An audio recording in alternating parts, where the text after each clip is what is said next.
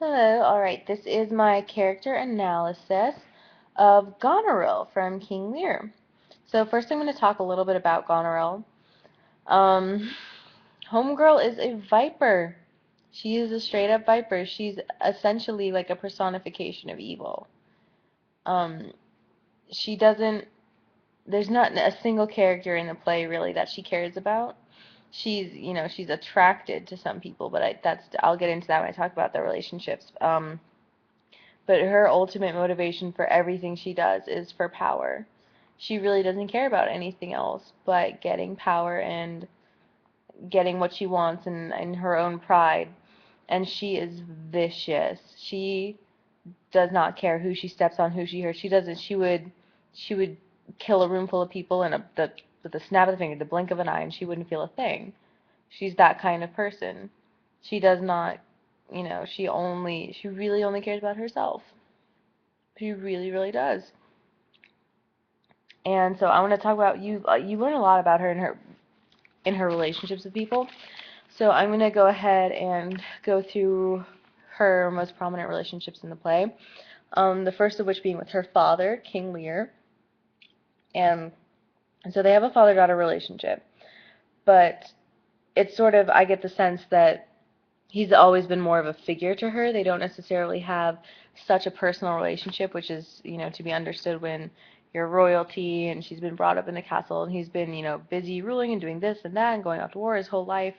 And so they don't really know each other. He's sort of just this figure that she has sort of, I think, been training and like grooming to usurp him her whole life. I think her ultimate goal has been to take that power away from him because he's been, her whole life she's been basically in charge being a princess, but he's the only person that's been more powerful than her. And her, being as evil as she is, that bothers her and she can't stand it. And so the two of them have a very business-like relationship. It's very much like a sort of hostile takeover situation between Goneril and her father. The tables really turn because, the only thing that he had was his power, and once she finds a way to sort of sneak that away from him, um, she says that he's nothing, and she turns him out. She turns him out into the wilderness. She doesn't care. It's very all cutthroat business with the two of them. Um, Cordelia is her sister, who is nothing like her. Cordelia has values, and she's very mild-mannered, even-keeled. She, believes in loyalty and caring about people, which is the absolute opposite of everything that Goneril's about. And as her sister, she is a threat to her power potentially. And so I think there's just no redeeming qualities to Cordelia. For Goneril, she just hates her, only sees her as pure competition. And, because the two of them have no common ground, nothing that they share, Goneril just hates everything Cordelia stands for, so she just wants her out, gone, done by. Reagan is her other sister, and Reagan and Goneril are almost almost the same person. They're exactly like just pure self-motivated evil.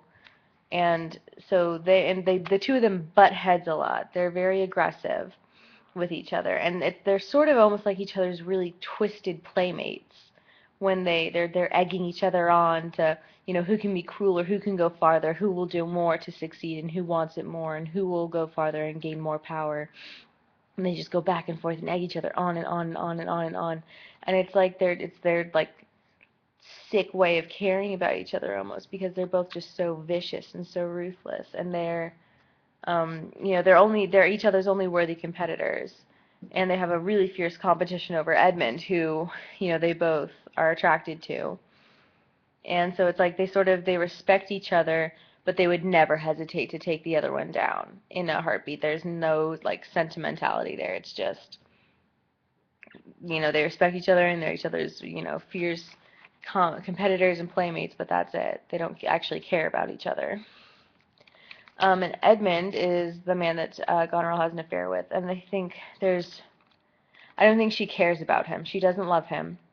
I think it's purely passion and sexual attraction, because I think Edmund is the first time that she has met someone other than her sister who shares her ambition for power, like almost a bloodlust for power. And I think it's the first time she sort of sees herself reflected in someone else. And so I think that just inspires like a crazy sexual attraction. And I think that's really it, though. That I don't think there's any feeling. She wouldn't hesitate to crush him still, I think. And her husband, Albany, I think at this point in the play to her, he's a pawn who's lived out his use. He's weak, he's worthless. She sees no part of herself in him like she does with Edmund. And because he ends up, sharing the same values as Cordelia and, the other sort of good people in the play, he's really just, I think, totally estranged from her, and she sees him as only either a means to get power or a block to her power at different points throughout the play. And so I don't think that he means a whole lot to her. I think she just, teeters on the edge of destroying him the whole time.